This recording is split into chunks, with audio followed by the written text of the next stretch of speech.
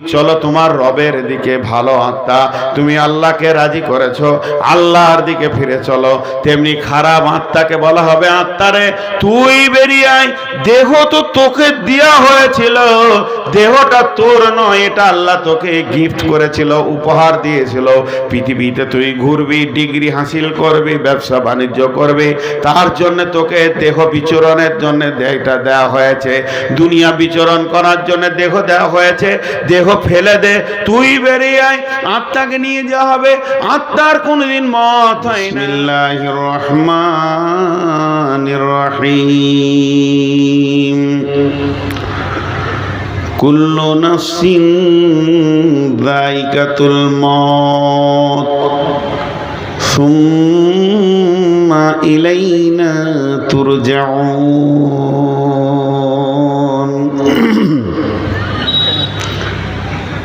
ভাইরা আমার, পৃথিবীতে যতগুলি প্রাণী আছে সমস্ত প্রাণীকে মতের স্বাদ গ্রহণ করতে হবে, মতকে চিখতে হবে।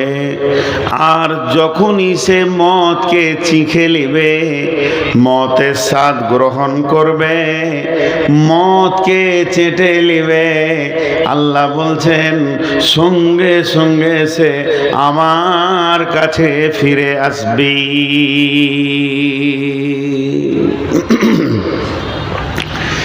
সিস্টেমটা এমন বানানো আছে খাওয়ার ব্যাপারে, যে মানুষটা মদ চিখবে সে আল্লাহর কাছে চলে যাবে, দ্বিতীয় কোনো জায়গায় সে যেতে পারবে না, তার সফর শেষ হয়ে যাবে, মাবুদের কাছে গিয়ে তাকে জমা হতে হবে। আল্লাহ সূরা মুলকের মধ্যে বলছেন, আল্লাযী খালাকাল মাউতা ওয়াল হায়াতা লিয়াবলুয়াকুম আইয়ুকুম আহসানু আমালা ওয়া হুয়াল আজিজুল গফুর। ওই আল্লাহ মওতকে আগে বানিয়েছেন, তারপরে হায়াত বানিয়েছেন, আগে মওতকে বানিয়েছেন, তারপরে হায়াতকে বানিয়েছেন। আগে মওত এসেছে পৃথিবীতে, তারপরে হায়াত এসেছে পৃথিবীতে। আল্লাহর কলমে আগে মওতের কালি বের হয়েছে, যেদিন তকদির লিখেছেন আল্লাহর কলমের কালিতে আগে মওত বের হয়েছে, তারপরে হায়াত বের হয়েছে। লিয়াবলুয়াকুম আইয়ুকুম আহসানু আমালা, যাতে করে তার গোলামেরা ভালো আমলের ময়দানে চলে আসবে, ভালো কাজ করবে, গুনাহ কাজ করবে না। এর জন্য মওতকে আগে লেখা হয়েছে।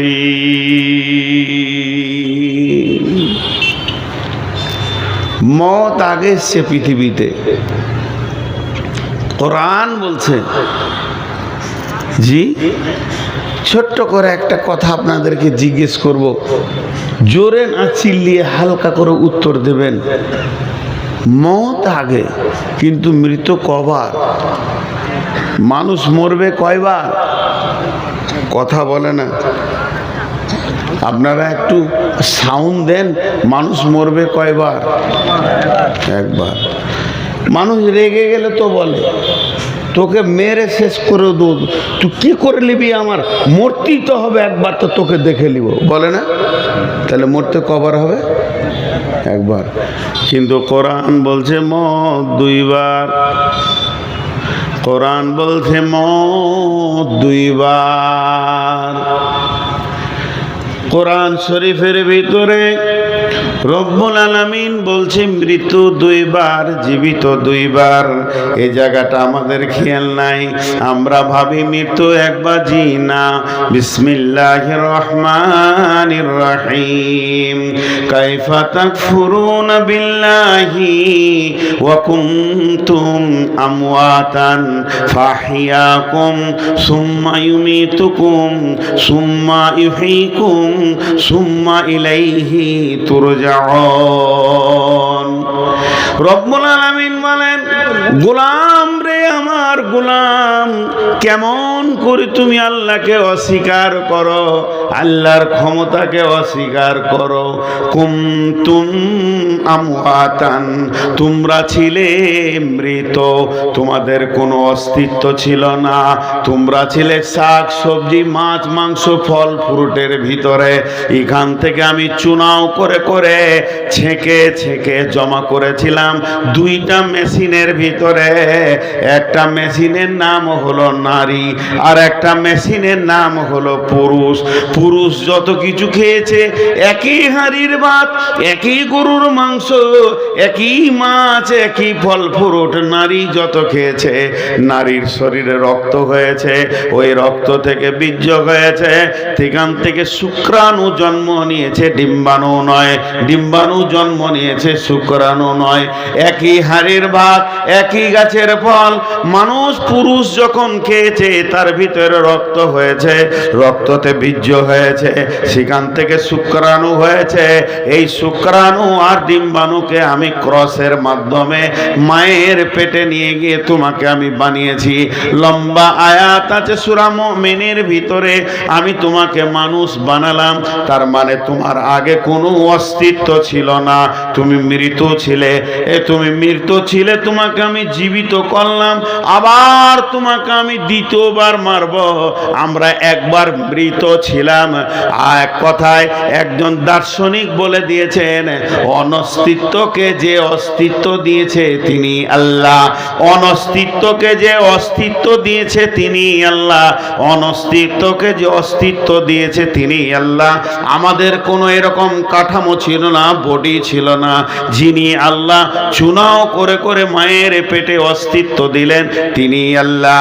তাহলে আমরা আগে মৃত ছিলাম, আবার আল্লাহ আমাদের জীবিত করেছেন, জীবিত করার পর আবার আজরাইল দিয়ে আমাদেরকে মারবেন।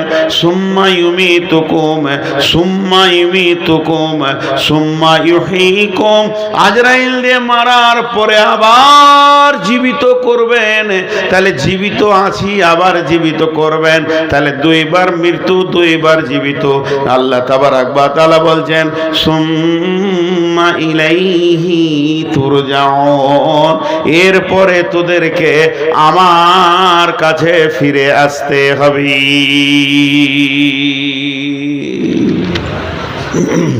এই জেনারেটরম্যানকে ডাকলে ডাকো, ডাকতে বলছি তো, তুমি আমার বুদ্ধি বার করছো কেন? ওর সঙ্গে আমি কথা বলবো, তো ঝগড়া করবো, কিছু করেনি তো, একটু কথা বলবো, ডাকো ডাকো। হ্যাঁ আসছে, কতক্ষণ টাইম লাগবে? হ্যাঁ ও ডাকো। আর বেশি কুবুদ্ধি করলে তোমার কপালে যাবে মরণ। হ্যাঁ ভালো কথা বলছি, তুমি চিনো না।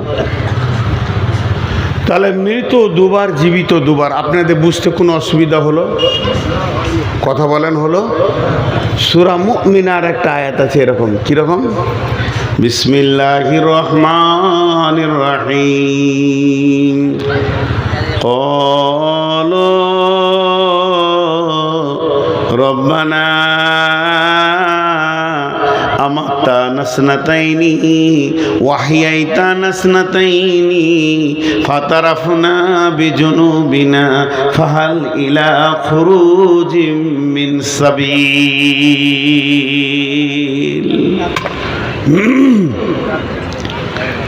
আমার কথাগুলো ধ্যান দিয়ে শুনবেন ভাই, আজকে খুব ডিপলি কথা। ধরেন আমি একটা কোনো ভুল করেছি, আমিও মানুষ, এই সভাপতি ভাই অনেক পরিচিত মানুষ, দীর্ঘদিন আসা যাওয়া, ওনার সঙ্গে আমার একটা ভুল হয়ে গেছে। কোনো কথা আমি জোরে বলে দিয়েছি, সমাজ সবাই ভাবছে এটা নূর মোহাম্মদের ভুল। আমি যখন বলেছি তখন আবেগে, ইমোশনাল বলে দিয়েছি, রেগে। তারপরে বায়ন করতে করতে আমার মনটা বলছে এটা তো আমার ঠিক হলো না। এবার আমার মাথা ঠান্ডা হয়েছে, তো আমার মাথা বলছে তুই ঠিক করিসনি। তো আমি যদি এই জালসা, সবাই রেডি হয়ে আছে যে জালসাটা শেষ হোক, যে নূর মোহাম্মদকে ধরবো, আমাকেও কোনো ঝগড়া করবে না, খালি বলবো এটা কেন বললেন। তাহলে আমাকে উত্তর দিতে হবে সমাজকে। তা আমি এই জালসা শেষ হওয়ার আগেই ওনার হাতটা ধরে বলছি, আমার যা হয়েছে আমি আবেগে বলে ফেলেছি, মাফ করে দেন। আমি ওনার কাছে এই সমাজের লোক ধরার আগে মাপ চাইছি, তখন ঘুরিয়ে সমাজের লোক বলবে আচ্ছা ছেড়ে দেন। মানুষ বুঝে নেবে যে মানুষ যখন নিজের ভুলকে নিজে স্বীকার করে তা ওকে আর শাস্তি দেওয়ার দরকার নেই, আচ্ছা যাক ছেড়ে দাও, যেটা হয়ে গেছে। বলবে কি বলবে না? আরে হ্যাঁ না বলেন, বলবে। এটা কিয়ামতের দিন চলবে। কিছু লোক কিয়ামতের মাঠে জড়ো হবে, জমা হওয়ার পরে তারা খেয়াল করবে আল্লাহর আরশ চলে এলো, আল্লাহ চলে এসেছেন, দাঁড়িপাল্লা মিজান এসে গেছে, এখন নেকি বদিয়োজন করা হবে, ডান হাতে বাঁ হাতে সার্টিফিকেট দেওয়া হবে। যত রকম ঝামেলা, চারিদিক থেকে যেন কালো মেঘের মতো কিয়ামতকে ঘেরে ধরছে। তখন এরা বলবে চল বিচার হওয়ার আগে আল্লাহর কাছে আমরা সারেন্ডার হয়ে যাই। এই লোকগুলো গিয়ে বলবে কল, ওরা বলবে রব্বানা, হে আমাদের প্রভু, ফাতারাফনা আমাতানা সানাতাইনি, মৃত দুবার, ওয়াহিয়াইতানা সানাতাইনি, জীবিত দুবার। আমরা ভালো করে বুঝিনি, দুনিয়ার ব্যাপারে ভেজালগুলো বুঝতে পারিনি। ফাতারাফনা বিজুনুবিনা, আমরা আমাদের গুনাহগুলোকে স্বীকার করছি, আমরা আপনার সাথে অন্যায় করেছি, কোনো রকম ভালো কাজ করতে পারিনি। মাবুদ গো, তুমি ক্ষমা করে দাও। ফাতারাফনা বিজুনুবিনা, মাফ করে দাও। আল্লাহকে আবার বলবে ফাহাল ইলা খুরুজিম মিন সাবিল, কিয়ামতের ময়দানে ওয়াল মালাইকাতু সাফফাল লা ইয়াতাকাল্লামুনা ইল্লা মান আযিনা লাহুর রহমানু ওয়া ক্বালা সাওয়াবা। আমাদের ভারতবর্ষটা বিএসএফ দিয়ে ঘেরা আছে, যেদিকেই যান বিএসএফ আপনাকে গুলি করবে, মারবে। কিয়ামতের ময়দানটা ওই রকম ঘেরা থাকবে ফেরেশতা দিয়ে, যেদিকেই পালাতে যাবেন ফেরেশতাতে মারবে। তাই আল্লাহকে বলবে আল্লাহ ফাতাফাহাল ইলা খুরুজিম মিন সাবিল, হে আমাদের রব, আজকে কিয়ামতের ময়দান থেকে পালিয়ে যাওয়ার রাস্তাটা আপনি বলে দেন। ওই রাস্তাটা আপনার কাছে আছে, ওই রাস্তা দিয়ে আমরা পালিয়ে যাব, আবার আমল করে দুনিয়াতে আসব। তারা বলবে মৃত্যু দুইবার, জীবিত দুইবার আমাদের বুঝতে অসুবিধা হয়েছিল, আজকে গুনাহকে স্বীকার করছি, কিয়ামত থেকে পালিয়ে যাওয়ার রাস্তাটা মাবুদ তুমি আমাদের বলে দাও।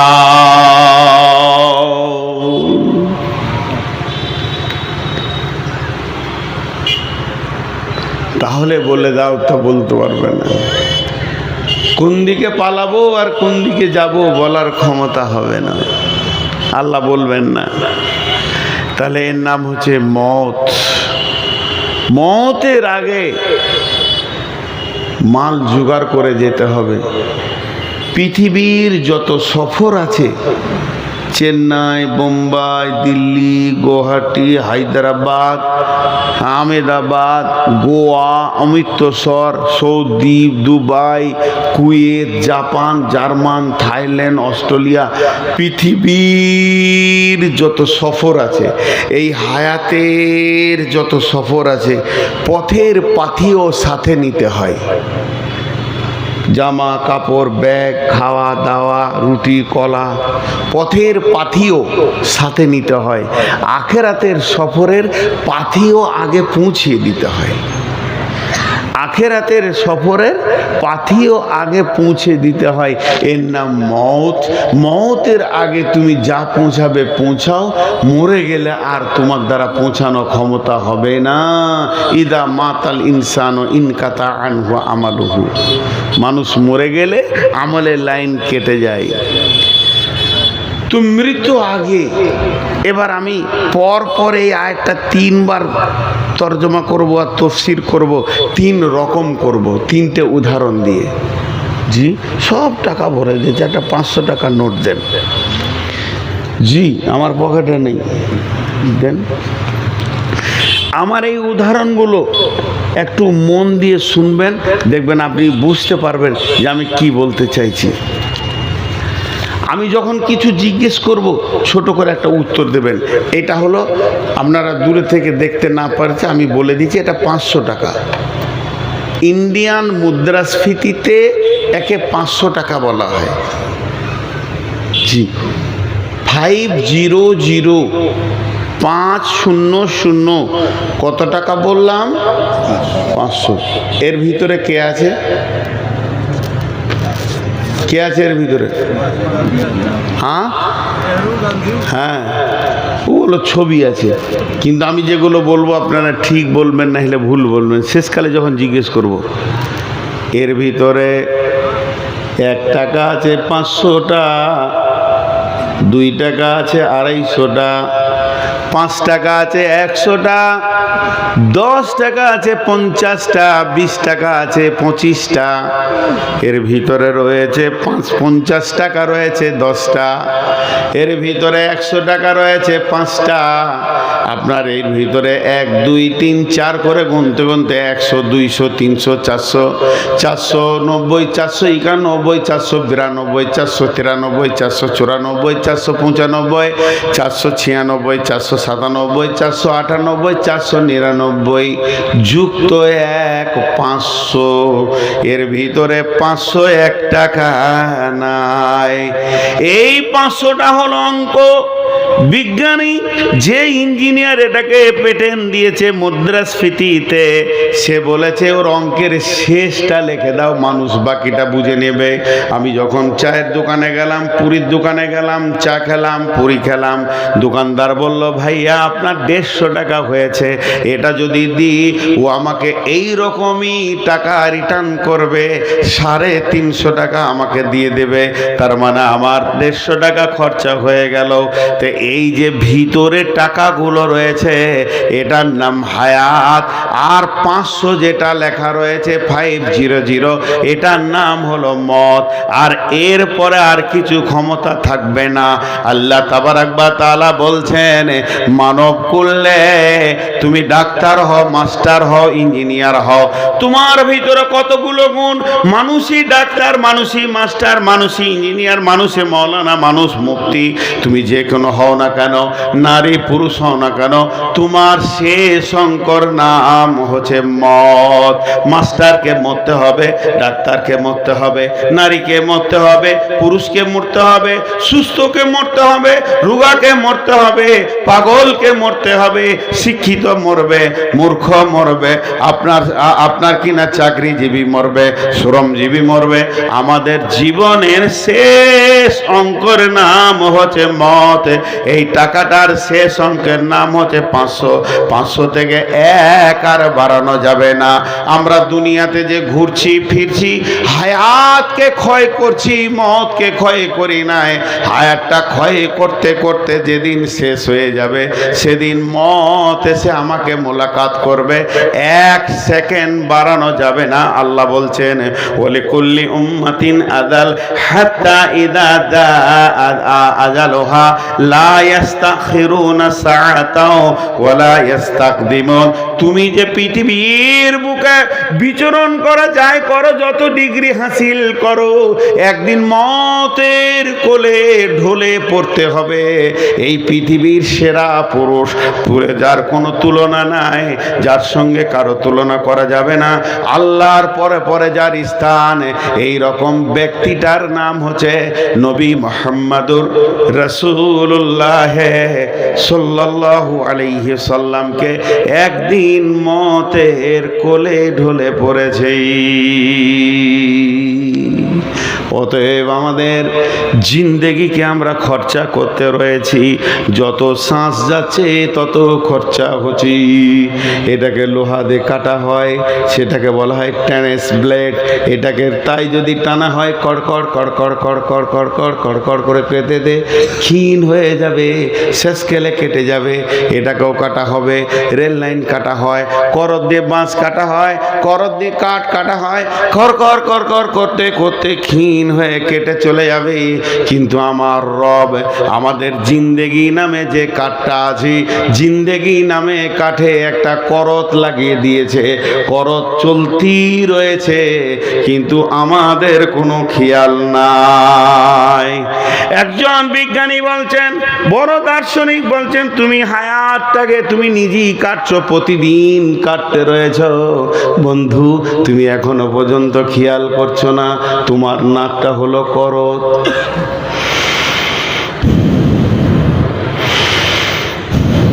যেতেও কাটছে, আসতেও কাটছে।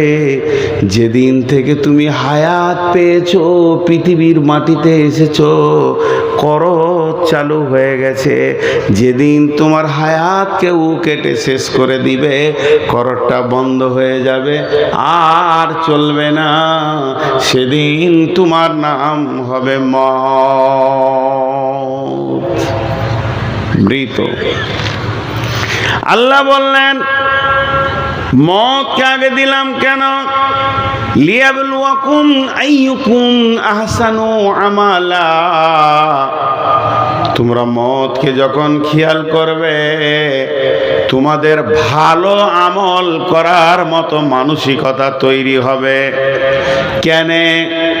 মওত থেকে উদাসীন হয়ে না, মাথাতে খালি একটা জিনিস ভরে নাও, একটা জিনিস মগজের সঙ্গে পিন করে নাও, আমাকে মরতে হবে। আলেম বলবে মরতে হবে, নামাজ পড়েনি।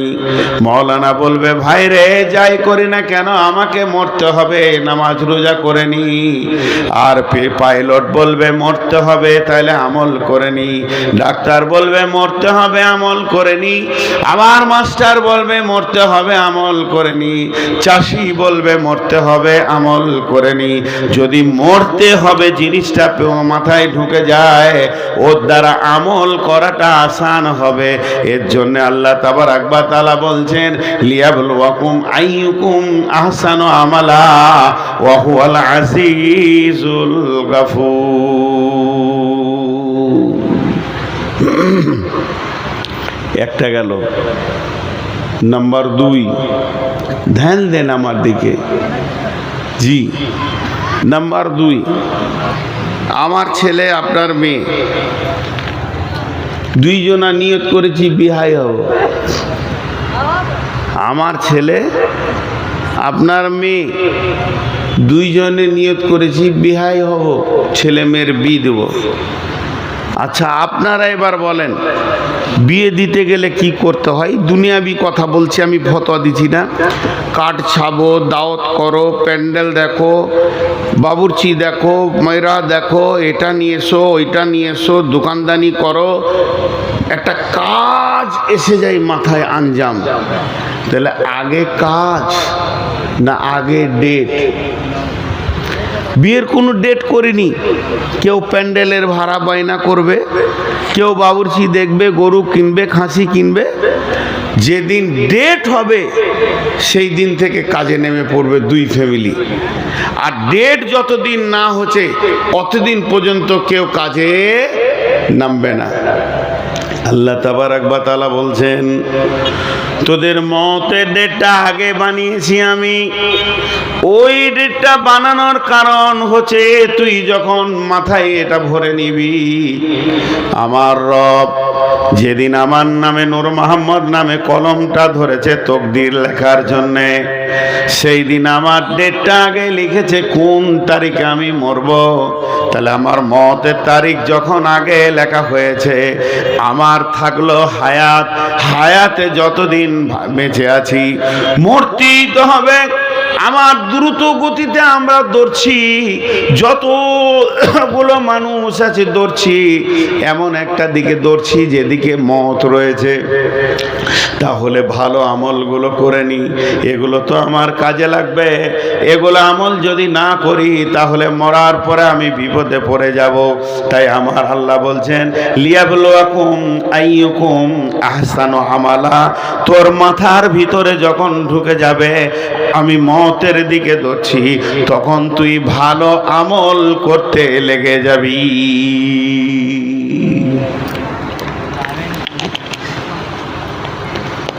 জি, আমরা যতগুলো মানুষ আছি সবাই দৌড়ছি, কেউ বসে নাই। কার দিকে দৌড়ছি? মওতের দিকে দৌড়ছি। আমি গোটা দেশের কথা বলছি না, এখানে যটা নারী পুরুষ বসে আছি এই লোক কটার কথা বলছি, বাকি কটা বাদ দেন, সবারই কথা বাদ দেন। আমরা সবাই দৌড়ছি মওতের দিকে। একজন উঠে বলেন আমি জীবনে মরব না, আমি লিখিত দেবো, তোমাকে আমল করতে হবে না। আর যদি আমরা এটা মাথায় ভরে নিই, যতগুলো লোক আছে আপনি একটা একটা করে ধরে কাউন্টিং করেন, এই মরবি কিনা? হ্যাঁ মরবো। মরবি কিনা? হ্যাঁ মরবো। মরবি কিনা? হ্যাঁ মরবো। তাহলে আমাদের ধরেলেন সবাই পশ্চিম দিকে মুখ করে দৌড়ছি। কারো মতটা আছে 1 বছর পর, 2 বছর পর, 20 বছর পর, কিন্তু মত আছেই, এটা শিরোধার্য। যখনই মাথায় হয়ে যাবে তখন ওই পারে কি কি লাগে? নামাজ লাগে, রোজা লাগে, হজ লাগে, জাকাত লাগে, দান লাগে, খয়রাত লাগে। আল্লাহ এই জন্য কথাই বলেছেন লিয়াবলুয়াকুম আইয়ুকুম আহসানু আমালা। আমার মাথা গোলামের মাথায় যখন মতটা ঢুকে যাবে তখন তারা ভালো আমলের প্রতিযোগিতায় লেগে যাবে। তারা দুনিয়াকে ত্যাগ করবে আর বেশি বেশি করে আমল করার চেষ্টা করবে। তাহলে তাদের ভিতরে ভালো আমলের প্রবণতা এসে যাবে। উঠবেন না ভাই, একটু সময় দেন, অন্য আয়াতে যাচ্ছি। এবার একটা কথা আপনাদেরকে বলবো। কথাটা কি? বিসমিল্লাহির রহমানির রহিম। আল্লাহু লা ইলাহা ইল্লাহু আল হাইয়ুল কাইয়্যুম লা তাখুযুহু সিনাতুন ওয়ালা নাওম লাহু মা ফিস সামাওয়াতি ওয়া মা ফিল আরদি মান যাল্লাযী ইয়াশফাউ ইনদাহু ইল্লা বিইذনিহি ইয়ালামু মা বাইনা আইদিহিম ওয়া মা খালফাহুম ওয়া লা ইউহিতুনা বিশাইইন মিন ইলমিহি ইল্লা বিমা শাআ ওয়াসি'a কুরসিয়ুহু السماوات والأرض ولا يعوده حفظهما وهو العلي العظيم। এই আয়াতটা হলো সূরা বাকারার আয়াত। আয়াতটা আলাদা নাম আছে আয়াতুল কুরসি। কুরসি মানে হচ্ছে সিংহাসন, আল্লাহর সিংহাসনের বর্ণনা আছে এই আয়াতটার ভিতরে। আল্লাহ কেমন ক্ষমতা তার বর্ণনা আছে এই আয়াতটার ভিতরে। 12টা সাবজেক্ট আছে আর 19টা অনুশীলন রয়েছে। এই আয়াতটার তর্জমা আলাদা, এর তাফসীর আলাদা। তবে মওতের ক্ষেত্রে আয়াতটা পড়লাম কেন? বিশ্ব নবী নবী মুহাম্মদ রাসূলুল্লাহ সাল্লাল্লাহু আলাইহি সাল্লাম এই আয়াতটা সুন্দর একটা ফজিলত দিয়ে গেছেন। ফজিলতটা কি? এই আয়াতটা যে প্রতিদিন 5 বার পড়বে কিংবা 7 বার পড়বে, 5 বার পড়বে কিংবা 7 বার পড়বে, 5 বার পড়লেও হবে, 7 বার পড়লেও হবে। সময়টা কখন? ফরজ নামাজের সালাম ফিরার পর, সুন্নতের আগে। ফরজ নামাজের সালাম ফিরার পর 5 ওয়াক্তে সুন্নতের আগে এই আয়াতটা যে পড়বে ওই লোকটার ফজিলত কি, ওই লোকটার সম্মান কতটা বাড়বে। এই আয়াতটা ওই লোকটাকে কতটা সম্মানী করে দিবে। ওই লোকটা আল্লাহর কাছাকাছি মানুষ হয়ে যাবে।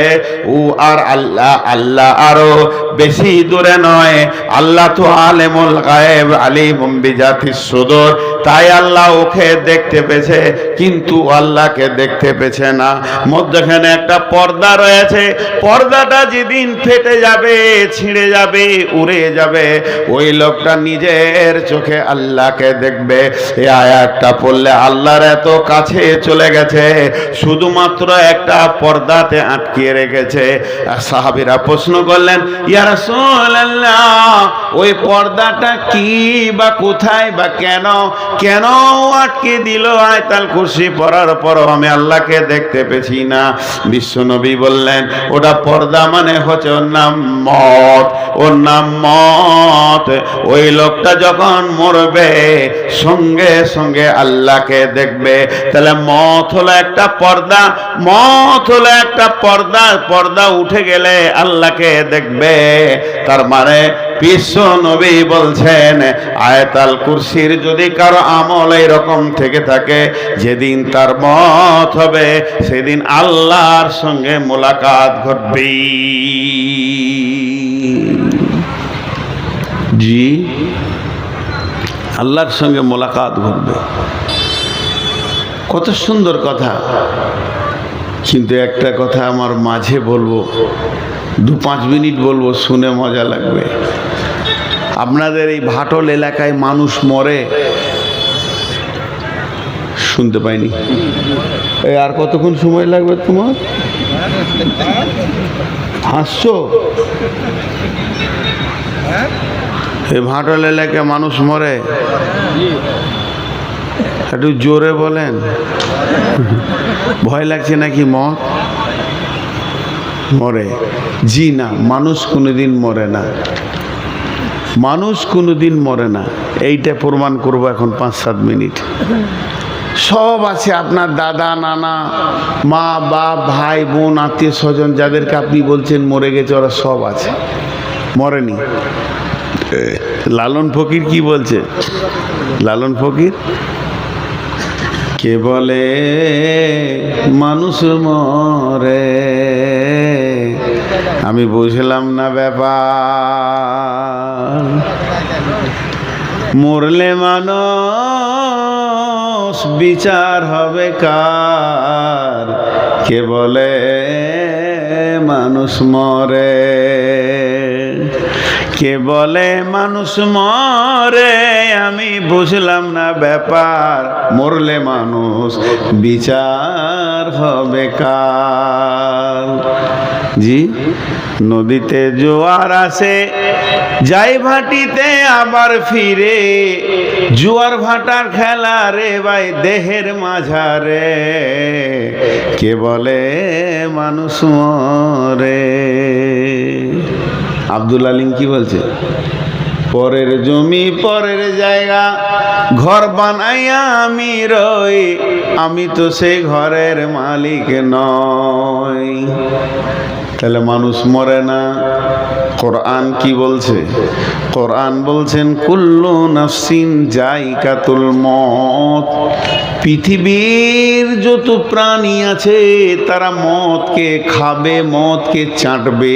মানুষ মরে যাবে এটা নয়, মদকে তারা চাটবে। যে জিনিস চাটা হয় সেটা খাদ্য বস্তু হয়। মানুষ আলকাতরা চাটবে না, মানুষ আপনার কিরোসিন তেল চাটবে না, মানুষ কাদা চাটবে না। মানুষ যদি চাটে তো মধু চাটবে, মধুকে চেটে দেখবে। তাহলে মদ হলো চাটার জিনিস। কোরআনে কোথাও লেখা নাই মানুষ মরে যাবে, শেষ হয়ে যাবে, লেখা নাই। বরং আল্লাহ বলেছেন কুল্লু নাফসিন যায়কাতুল মউত, মানুষ মদকে চাটবে, তারপরে আমার কাছে ফিরে আসবে। ফিরে আসবে মানে লোকটা জীবিত আছে, এখনো মরেনি। যে ফিরে যায়, আমি যদি বলি মঞ্জুর মাদ্রাসায় গিয়ে ভাত খাবে, তারপরে আমার কাছে আসবে, তার মানে লোকটা তো মরলো না। কোরআনে কোথাও নাই লোক মরে যাবে। তারা আল্লাহ বলছেন মদকে চাটবে, আমার কাছে ফিরে আসবে। হায়াতের সঙ্গে রুজি এত সামঞ্জস্য, যতদিন হায়াত ততদিন রুজি। আহার দেবেন তিনি রে ভাই, জীব দিয়েছেন জুনি। তোকে সৃষ্টি করে তোর কাছে যে আছেন তিনি ঋণী। না চেয়ে দেখ ক্ষেতের ফসল, পাই যে বৃষ্টি জল, তুই যে পেলি পুত্র কন্যা কে দিল তা বল। তার মানে হায়াত যতদিন আছে রুজি আল্লাহ পৌঁছাতে থাকবে। তাহলে মানুষ মদকে চাটবে কিন্তু মানুষ মরবে না।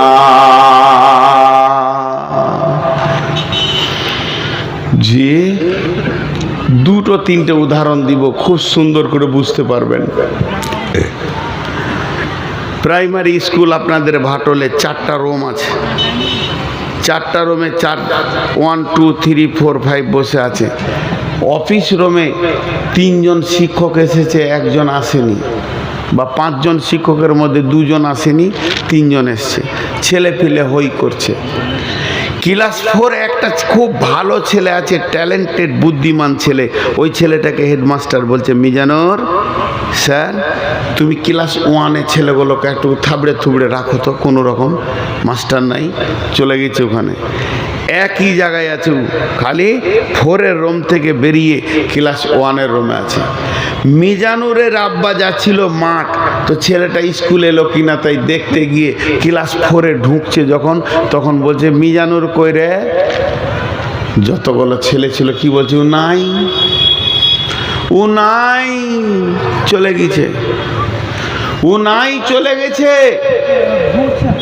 কিন্তু হেডমাস্টারকে যখন জিজ্ঞাসা করছে আমার বেটা কই, বলছে আছে, স্কুলই আছে, ওই রুমে নাই, এই রুমে আছে। ভাইরা আমার, আমি বলছি মা নাই, বাপ নাই, ভাই নাই, আমার দাদা নাই, দাদি নাই, নানা নাই, নানি নাই, ভবদেশ থেকে চলে গেছে। কিন্তু আল্লাহকে জিজ্ঞেস করেন ওরা কই, আল্লাহ বলবে আছে, আমার কাছে জমা আছে, দুনিয়া থেকে নিয়ে আমি ইল্লিনে দিয়েছি, সিজিনে দিয়েছি, আমার যে স্তর আছে সেখানে জমা আছে। আজকে আপনি ভাটলে থানাতে গিয়ে বড়বাবুকে খুঁজছেন, কিন্তু রাতারাতি ওর পোস্ট চেঞ্জ হয়ে ইটাহার চলে গেছে। এরা বলবে নাই, কিন্তু এসপি বলবে আছে, ইটাহার আছে। ভাইরা আমার, আপনারা যাকে দেখছেন মানুষটা দেহ না আত্মা। কাকে আপনারা মানুষ বলবেন? দেহকে না আত্মাকে। দেহ কোনোদিন মানুষ নয়, আত্মাটা হলো মানুষ। নূর মোহাম্মদ কার নাম? দেহের নাম নয়, আত্মার নাম। আমি যেদিন মারা যাব, আমার ছেলে আমার মেয়ে কাঁদবে, আপনি গিয়ে বলবেন মা তুমি কাঁদিও না, তোমার আব্বাই তো রয়েছে। আমার মেয়ে বলবে না, আমার আব্বা যিনি তিনি নাই, তিনি চলে গেছেন, এটা আমার আব্বার বডিটা পড়ে আছে, এটা পচে যাবে, ধ্বংস হয়ে যাবে, মাটিতে মিশে যাবে। এতদিন যিনি আমাদেরকে স্নেহ ভালোবাসা দিতেন, ওই আব্বাটাকে আজরাইল নিয়ে চলে গেছে। তাহলে এই দেহের ভিতরে দুইটা জিনিস রয়েছে, একটা রয়েছে দেহ, আর একটা আত্মা। সুম্মা ইলাইনা তুরজাউন, আল্লাহর কাছে দেহ ফিরবে না, আত্মা ফিরে যাবে। আত্মা এসেছে আল্লাহর কাছ থেকে, আত্মা ফিরে যাবে আল্লাহর কাছে।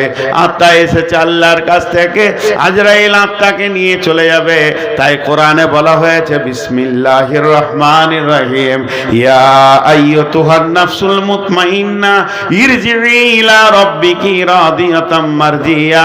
হে নাফস, আত্মা, তুমি চলো তোমার রবের দিকে। ভালো আত্মা, তুমি আল্লাহকে রাজি করেছো, আল্লাহর দিকে ফিরে চলো। তেমনি খারাপ আত্মাকে বলা হবে আত্মারে তুই বেরিয়ে আয়, দেহ তো তোকে দেয়া হয়েছিল, দেহটা তোর নয়, এটা আল্লাহ তোকে গিফট করেছিল, উপহার দিয়েছিল। পৃথিবীতে তুই ঘুরবি, ডিগ্রি হাসিল করবি, ব্যবসা বাণিজ্য করবি, তার জন্য তোকে দেহ বিচরণের জন্য দেহটা দেওয়া হয়েছে, দুনিয়া বিচরণ করার জন্য দেহ দেওয়া হয়েছে। দেহ ফেলে দে, তুই বেরিয়ে আয়, আত্মাকে নিয়ে যাওয়া হবে। আত্মার কোনোদিন মত হয় না, আত্মা আছে আমার দেহে, আজরাইল নিয়ে চলে যাবে। আত্মা তো মরবে না, আল্লাহর কাছে হাজির করে দেবে। আল্লাহ ইল্লিনে দেবেন, সিজ্জিনে দেবেন, জান্নাতে দেবেন, জাহান্নামে দেবেন। আত্মার কোনোদিন মত হয় না। এই আত্মা কি আল্লাহ বলেছেন তোর প্রথম তকদিরে যখন আমি লেখি তখন মতকে লিখেছি, তারপরে তোকে আমি হায়াত দিয়েছি তুই ভালো আমল করবি বলে। দেহ আমল করে না, আত্মা আমল করে। ব্যবহার করা হয় দেহকে। মাইক আওয়াজ করে না, আওয়াজ করছি আমি বন্ধ করে দিলে সমস্ত মাইক বন্ধ, আমি আওয়াজ করলে সমস্ত মাইক আওয়াজ করবে। তাই দেহ আমল করে না, আমল করে আত্মা, ব্যবহার করে দেহকে। তাই আল্লাহ তাবারাক ওয়া তাআলা বলছেন গোলাম রে, আত্মা কোনোদিন মরবে না, যেদিন মতকে চিনবে সেদিন আমার কাছে ফিরে আসবি। একটা উদাহরণ দিব আবার। আল্লাহ নিয়ত করলে যে নূর মোহাম্মদ নামে একটা মানুষকে পাঠাবো দুনিয়াতে, তো পৃথিবীর সৃষ্টির 50,000 পূর্বে, 50,000 বছর পূর্বে আমার তকদির লিখছে। বলেন, পৃথিবীর সৃষ্টির 50,000 বছর, 50,000 অর্ধ লাখ বছর পূর্বে আল্লাহ আমার তকদির লিখছেন। তাহলে আমি আজকে ভাটলের ময়দানে 11:30টায় উঠে বক্তব্য রাখবো, এটা পৃথিবীর সৃষ্টির 50,000 বছর পূর্বে লেখা হয়ে গেছে, কেউ না বলতে পারবে না। আর কি বিষয়ে বলবো, এরপরে কি বলবো আমি জানি না, আমার আল্লাহ জানে। এরপরে কি বলবো আমি জানি না, আমার আল্লাহ জানে তুই কোন কোন ভাষা বলবি। এবার এই উদাহরণটা মন দিয়ে শুনেন। লিখতে শুরু করলেন, যে লিখলেন নূর মোহাম্মদ নামে একটা ব্যক্তি যাবে, আর মতের ডেটটা আগে লেখে। কথাটা বোঝার চেষ্টা করেন, মতের ডেটটা আগে লিখ। যে মতের তারিখ লেখা হলো 2026 সালে সেপ্টেম্বর মাসে 13 তারিখে বিকাল 3:15 মরবে। আল্লাহ নিয়ত করলে নূর মোহাম্মদকে কত বয়স দেবো? 54 বছর।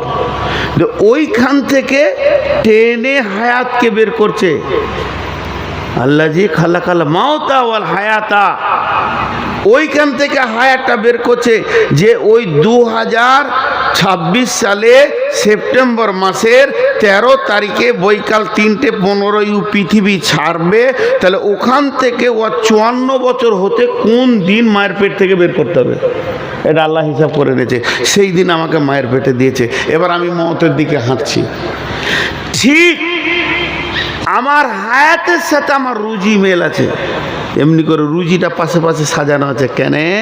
রুজিতেই মত, রুজিতেই মত। রুজি খতম মত শুরু, রুজি খতম মত শুরু। রব্বুল আলামিন প্রথম রুজি আমার লিখলেন, শুরু কর।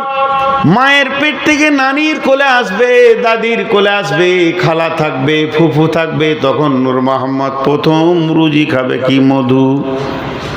হয় মধু লেগেছেন আল্লাহ, না হয় লেগেছেন পানি। বাচ্চাটার জন্ম নিল, কাঁদতে শুরু করেছে, নানি দাদি মুখে পানি দেবে কিংবা মধু দেবে। এইটা হলো আমার শুরু খাবার। আস্তে আস্তে মায়ের বোঁটা, মায়ের বোঁটা টানতে টানতে কতদিন টানবো, কবার টানবো, কয়বার খাবো, সব লেখা আছে। তারপরে চলে এলো বিস্কিট। বিস্কুট খেতে খেতে চলে আসবে আমার কাছে কেক। কেক আস্তে আস্তে আসবে ভাত, ডাল দিয়ে ভাত। এই ভাতের থালা যেতে যেতে মাছ, মাংস। হলারটা বড় 2 ইঞ্চির হলার, কত বড় বড় গরু এখানে ঢুকে গেছে, উট ঢুকে গেছে, দুম্বা ছাগল এই 2 ইঞ্চির হলালে পিসে শেষ করে দিয়েছে। এই খেতে খেতে খেতে খেতে আমি বিরাট বড় হলাম। ভাটলে আজকে আসবো, ক প্লেট খাবো, কোথা খাবো, কোন জায়গায় খাবো, আল্লাহ তকদিরে লিখে দিয়েছে। এই খাবার আমার সঙ্গে চলছে। যেতে যেতে আমার হসপিটাল হয়ে গেল। সেপ্টেম্বরের 13 তারিখ চলে এসছে 10 তারিখ, আমি হসপিটালে শুয়ে গেলাম। খাবার আর যাই না।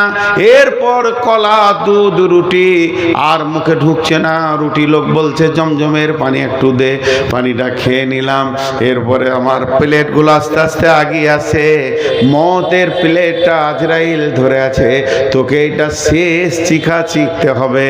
আমার শেষ পানিটা পেটে চলে গেল। আত্মীয় স্বজন খোয়ালে আজরাইল বলবে আর রুজি তোর নাই, প্লেট খতম হয়ে গেছে। এবার মতের স্বাদটাকে চিকেলে। আমি যখনই মতটাকে চিকে নেব, পৃথিবীর একটা ফোঁটা পানি আর আমার পেটে যাবে না। সুম্মা ইলাইনা তুরজাউন, আমার আত্মা দেহ ছেড়ে রবের কাছে চলে যাবে। এর নাম মত। আচ্ছা, মদ মিষ্টি না তিতা? যে জিনিস খাওয়া যায় তার স্বাদ আছে, যে জিনিস খাওয়া যায় তার স্বাদ আছে। আর একবার বলছি, যে জিনিস খাওয়া যায় তার স্বাদ আছে। এতগুলো ভাই বসে আছেন, একবার হা না বলেন। যে জিনিস খাওয়া যায় তার স্বাদ, মিষ্টি, ফিকা, তিতা, কষ, যাই হোক তার স্বাদ আছে। তাহলে মতের স্বাদটা কি? এর উত্তর হচ্ছে যে খেয়েছে সে তো চলে গেছে। তাহলে বলবো কি করে? যে খেয়েছে সে চলে গেছে, তাহলে তো বলা সম্ভব নয়। এবার আমি আপনাদেরকে অনুভূতি দিচ্ছি। আমিও বলতে পারবো না আমি খাইনি এর জন্য, কিন্তু অনুভূতি দিব জ্ঞান দিয়ে, বিবেক দিয়ে। একটা উদাহরণ দিই আগে। মা মুরব্বী মানুষ সুন্দর করে ক্ষীর বানিয়েছে, পায়েস। মালগুলো কোথা থেকে এনেছে? নিজের গাছের নারকেল, নিজের বাড়ির গায়ের দুধ, দুটো মালে ভেজাল নাই। নিজের মাঠের জমির ধান, ভেজাল নাই। সবগুলো ভেজাল মুক্ত মাল দিয়ে এক হাঁড়ি ক্ষীর বানিয়েছে মা। 4টা ছেলে বসে খেয়েছে, আর একটা ছেলে শুয়ে আছে বিছানায়, খালি 22 দিন জ্বর। এত জ্বর যে ওর মুখে মানে পানি দিলেও ওকে তিতা লাগছে, খেতে পারছে না, থুথু করে ফেলছে। এই 4 ভাই 2 প্লেট করে খেয়ে বলছে মা আর আছে? বলছে হ্যাঁ আছে, খা, আল্লাহ দিয়েছে ঘরের মাল, খা। 4 ভাই বড় ভাইকে বলছে ভাই কোন দিন মা মরে যাবে রে, মায়ের হাতের ক্ষীর 1 চামচ খা। ও বলছে আল্লাহ লাগছে না, না খা, আল্লাহ লাগছে, খা। জোর করে তুলেছে, তুলে ওর মুখে ভরে দিয়েছে 1 চামচ। তিতা, ক্ষীর তিতা। আরে যা বলেন বন্ধুরা আমার, পৃথিবীর যত খাবার আপনি খেয়েছেন বা যেগুলো আপনি খাননি, সবগুলোকে যদি এক জায়গায় জমা করা হয়, সবারই স্বাদগুলোকে এক জায়গায় জমা করা হয়, মতের স্বাদ তার থেকে অনেক ভালো। কেন শুনেলেন? আম খাবেন, রিজাল্ট কি পায়খানা। আঙ্গুর খাবেন, রিজাল্ট কি পায়খানা। ভাত খাবেন, রিজাল্ট কি পায়খানা। রুটি খাবেন, রিজাল্ট কি পায়খানা। মাছ মাংস খান, রিজাল্ট কি পায়খানা। পৃথিবীর যত খাবার আছে তার রিজাল্ট হচ্ছে পায়খানা। আর যেদিন আপনি মদ খাবেন, এর রিজাল্ট পায়খানা নয়, এর রিজাল্ট হচ্ছে আল্লাহর মুলাকাত। পায়খানা নয়, পেশাব নয়, টয়লেটে যেতে হবে না। যেদিন আপনি আমি মদকে খাবো, ওপারে আমার রব দাঁড়িয়ে আছেন। অতএব মদ খেলি আল্লাহকে দেখা যায়, এর মতো দামি স্বাদের খাবার আর নাই। কিন্তু ওই শরীরটা ক্ষীর খেলো, 4 ভাই খেলো, তাদের শরীর ঠিক আছে, তারা থালা থালা করে 3 প্লেট উড়িয়ে দিল। কিন্তু একজনের গায়ে জ্বর, এত জ্বর ক্ষীরকে সে তিতা বলছে। তার মানে যে শরীরে পাপে পরিপূর্ণ হয়ে থাকবে, যে লোকটা পাপ করে করে বডিটাকে কয়লা করে দিয়েছে, যার পাপের চাপ এত বেশি, ওকে মদ ভালো লাগবে না, মদকে তিতা লাগবে, এত কষ্ট হবে। যেহেতু মরার পরে সে আল্লাহর মুলাকাত পাবেই না, আর পাপের জগতে ভেসে রয়েছে। এর জন্য আল্লাহ বলছে, নূর মোহাম্মদ রে, তুই একবার ভাটলের ময়দানে বলে দে, আমি মদকে বানিয়েছি এই জন্য যাতে করে সে ভালো আমলের ময়দানে নেমে যাবি, খারাপ আমল ছেড়ে দিবে। জি, খারাপ আমল ছেড়ে দিয়ে ভালো আমলের ময়দানে চলে যাবে। দেখেন, মাঝে একটা কথা বলছি, দুঃখ করিয়ে না। আমার বসে 1.5 ঘন্টা পার হয়ে গেল। 2 ঘন্টা হতেই চললো। কোন ভেজাল, ঘড়িটা তো খুব বদমাস। 1.5 ঘন্টা হতে চলো, আর 2 মিনিট 5 মিনিট আছে। আর বসার পরে বলেছি জেনারেটরম্যানকে ডেকে দেন, আমাকে টুপি পরাচ্ছে। মাল কত শিয়ানা, হ্যাঁ? খালি একবার মাইকটা বন্ধ করে লাত মেরে যদি না ফেলে দিতে, বাপের নাম চেঞ্জ করে দেবো। খালি একবার কারেন্ট যাক আর মাইকটা বন্ধ হোক, ও বুঝে নেবে যে কতদিনে মাস আছে, বছর আছে। ওর টাক মাথাটাকে আজকে ছাড়িয়ে দেবো আমি, চিনা না, ওটা পশ্চিমবঙ্গ দাপিয়ে বেড়াচ্ছি। ওকে বললাম যে একবার ডেকে দাও, তো ডাকছে না। বুঝতে পারবে যে কত সর্ষে দিলে কত তেল বের হয়। আর কপাল যদি ভালো থাকে তা কারেন্ট যাবে না। তো মত কথা শুনেলেন। আজকে একটা বিষয়ের, আচ্ছা আপনাদের বিরক্ত লাগছে নাকি? নারায়ে তাকবীর, জোরে বলেন, জেগে থাকার মতো বলেন, মরার মতো বলেন না। নারায়ে তাকবীর, মাশাআল্লাহ। এর নাম মত। আর একটা আয়াত আছে, খুব সুন্দর করে ধীরে ধীরে তাফসীর করব। 3টা আয়াত আছে। আমরা মতকে বুঝি না, উদাসীন। এত প্রতিদিন জানাজা পড়ছি, তারপরেও আমাদের খেয়াল হয় না। চলেন বিসমিল্লাহির রহমানির রহিম। কুল ইয়া আইয়ুহাল্লাযীনা হাদু ইন জা'আমতুম আন্নাকুম আউলিয়াউ লিল্লাহি মিন দুনিন নাসি ফাতামান্নাউল মাউতা ইন কুনতুম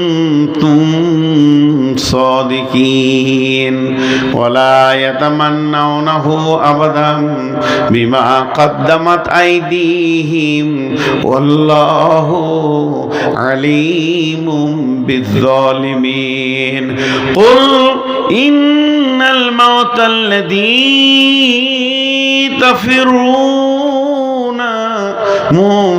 تفرون ملاقيكم ثم تردون إلى عالم الغيب والشهادة فينبئكم بما كنتم تعملون।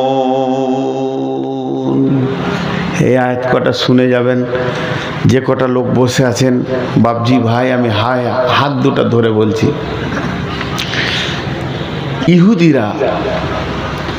ইহুদি একটা গোষ্ঠী আছে যেটা ইসরায়েলে রয়েছে। এরা হিন্দু থেকে খারাপ, আর এরা হচ্ছে মুসলমানদের সব থেকে বড় দুশ্মন। এই ইহুদিরাদের সাহস কত দেখেন। ইহুদিরা এসে আল্লাহ রসুলকে বলছে, হে মুহাম্মদ সাল্লাল্লাহু আলাইহি সাল্লাম, তুই আল্লাহর দুশ্মন, আমরা আল্লাহর বন্ধু। দাবিটা দেখেন কেমন। তুই আল্লাহর দুশ্মন আর আমরা আল্লাহর বন্ধু। দাবিটা উল্টা না সিধা? জোরে বলেন। উল্টা, কিন্তু ওদের মতে সিধা। এখন একটা উদাহরণ দিব। আপনাদের থানা তো কোথায়? রায়গঞ্জ। আমি রায়গঞ্জের এসপি আমাকে খুঁজে বেড়াচ্ছে। উত্তর দিনাজপুরের এসপি বলছে, নূর মোহাম্মদকে যেখানে পাবি গুলি কর, ওরা দুনিয়াতে বাঁচার দরকার নাই, বদমাশ লোক। আর আমাকে তিলে তিলে খুঁজছে, এলান করে দিয়েছে ফেসবুকে, ওকে যে মার্ডার করতে পারবি তার তো কেস হবেই না, সরকার 10 লাখ টাকা দিবে। এই রকম লোক আমি, আর এখানে জালসা করছি। এই ঘটনাটা কে জানে না, ভাটলের লোক, শুধু সভাপতি জানে। তো উনি জানে যে একে খুঁজছে। আমি এখানে বসে বসে বলছি, আপনাদের এসপি হল আমার দোস্ত, এত ভালো মানুষ। যদি একবার আমার খবর শুনে যে আমি ভাটলে আছি, তো এক্ষুনি গাড়ি পাঠিয়ে দেবে, আমাকে 3 দিন খাওয়াবে, খালি ছাড়বে না। তা আপনারা বিশ্বাস করছেন? তখন আপনাদের সভাপতি আমার কানের কাছে এসে বলছে, খবর দেবো। কেমন লাগবে শুনে বলেন তো? খবর দেবো, গাড়ি পাঠাবে তোর লেগে, চেপে যাবি, তো ভেজাল লাগবে। তো ইহুদিরা সে যখন রসুলকে বললেন, তুই আল্লাহর দুশ্মন, আমরা আল্লাহর বন্ধু, তখন আল্লাহ বলছে, হে নবী ওদেরকে বলো, ইয়া আইয়ুহাল্লাযীনা হাদু, এই ইহুদির দল, ইন জামতুম আন্নাকুম আউলিয়াউ লিল্লাহি মিন দুনিন নাসি, পৃথিবীর যত মানুষ আছে সবকে বাদ দিয়ে তোরা যদি আল্লাহর বন্ধু হয়ে যাস, তাহলে এক কাজ কর, ফাতামান্নাউল মাউতা, মওতকে তামান্না কর। আল্লাহর কাছে যাওয়ার জন্য হুন্ডা লাগবে না, মারুতি চলবে না, বুলেরো চলবে না, স্করপিও চলবে না, সেখানে ঘোড়া যাবে না, গাধা যাবে না, প্লেন যাবে না, রেল যাবে না। পৃথিবীতে যত যানবাহন আছে মানুষকে এক জায়গা থেকে আর এক জায়গায় নিয়ে যায়। হুন্ডা চেপে নানার বাড়ি, শ্বশুর বাড়ি, মামার বাড়ি যাওয়া হবে। মারুতি চেপে বর্ধমান আর দিনাজপুর, পুরুলিয়া যাওয়া হবে, আপনার বাঁকুড়া, কলকাতা যাওয়া হবে। রেলে চাপলে চেন্নাই যাবেন, গুয়াহাটি যাবেন, আর কোথাও যাবেন। প্লেনে চেপে দুবাই যাবেন। এমন একটা যানবাহন নাই যেটা আপনি চেপে আল্লাহর কাছে যাবেন। আল্লাহর একটা যানবাহন আছে, ওইটা যেদিন আসবে আল্লাহর কাছে নিয়ে যাবে। সেই যানবাহনটার নাম হলো মত।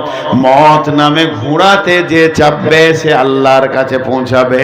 তো ইহুদির দল, তোরা আল্লাহকে নিজের বন্ধু যখন বলছিস, যদি তোদের দাবিটা সত্য হয়, যদি তোদের দাবিটা সত্য হয়, তোরা এক কাজ কর, ফাতামান্নাউল মাউতা, তোরা মতকে তামান্না কর, মতকে কাছে ডাক, মতকে টেনে নে, মতকে নিয়ে আয়। ইন কুনতুম সাদিকিন, যদি তোরা সত্যবাদী হস। আল্লাহ বলছেন ওয়ালায়াতামান্নাউনাহু আবাদাম বিমা কাদ্দামাত আইদিহিম ওয়াল্লাহু আলিমুম বিযালিমিন। এরা কোনোদিন মত চাইবে না, কোনোদিন না, কসিম কালেও না, কোনোদিন মত চাইবে না। কেন চাইবে না? শুনে নাও, এদের দু হাতের আমল সব নোংরা। এরা নোংরা আমল করে আমার কাছে পাঠিয়ে রেখেছে। এরা জানে মত যদি আসি রিজাল্ট ভালো হবে না, কোনোদিন চাইবে না। আর আমি এমন একজন আল্লাহ, কে কে জালেম আর কে কে ভালো এটা আমি ভালো করে জানি। আল্লাহু আলিমুম বিযালিমিন, আমি জালেমদেরকে চিনতে পারি। হাজি, সবাই একটা দোয়া করব হাত তুলে। আমি ফতোয়া দিচ্ছি না, হাত তুলে দোয়া করা যাবে কিনা, দোয়াটা শুনেন আমার কাছে। এই আল্লাহ, তুমি আমাদের রব, তোমার কাছে হাত তুলে একটা ভিক্ষা চাইছি। এখানে যত লোক আছে সবাইকে মেরে দাও। আমিন বলবে কেউ? যত নারী আছে, যত পুরুষ আছে সবাইকে মেরে দাও। কাউকে বাড়ি যাওয়ার তৌফিক দিও না। স্টেজে যারা আছে, নিচে যারা আছে, সবকে মেরে দাও। এর মধ্যে যে পাকা ইমানদার তাহাজ্জুদ পড়ে সে বলবে আমিন। আর যে সুদের টাকা কটাই মাত্র গুনে রেখে এসছে, হাতটা নামিয়ে দেবো, এই দোয়া কি দোয়া চলছে। আল্লাহ বলছে, নূর মোহাম্মদ, তুই জানিস না এই লোকের মধ্যে কে কে আমিন বলেছে, কে কে বলেনি? আমি আল্লাহ জানি।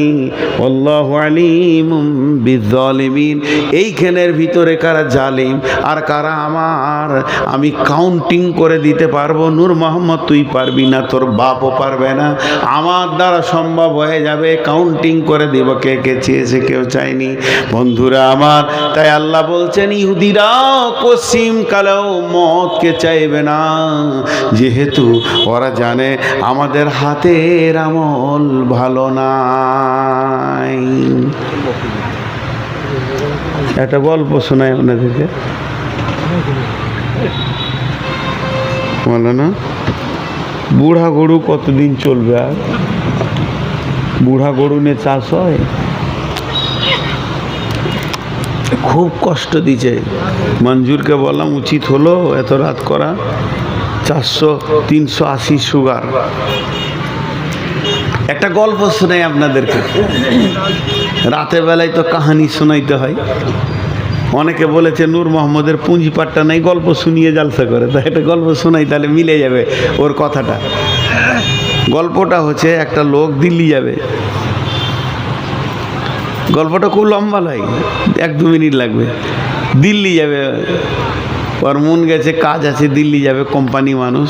তোর ঘরে একটা রাখাল আছে, তো বলছে চাচা আমিও দিল্লি যাব, কখনো দেখিনি, আমার বাপ গরিব, দিল্লি তো দেখাতে পারবে না, চ। ওর টিকিট করেছে, টিকিট করে দিল্লি পৌঁছে গেছে।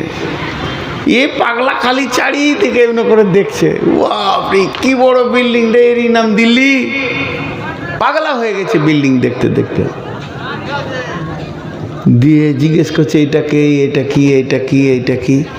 এরই মাঝে একটা দৃশ্য দেখতে পেয়েছে, কি বিরাট বড় হাতির ওপরে একটা লোককে চাপিয়েছে, গোটা গায়ে ফুল দিয়ে ওকে সাজিয়েছে, রং মাখছে, ঢোল বাজাচ্ছে, ব্যান্ড বাজে পাটি বাজাচ্ছে আর হই করছে। আর যে লোকটা হাতিতে চেপে আছে এত সম্মানে, উই ফের কাঁদছে। লে ভেজা। তখন ইয়ার খালি প্রশ্ন, এইটা কি, ওইটা কি, ওইটা কি, ওইটা কি করতে করতে বলছে, চাচা এটা কি হচ্ছে? বলছে চুপ কর তো, বকিস না, আমাকে কাজ করতে দে না, কি হচ্ছে বলেন।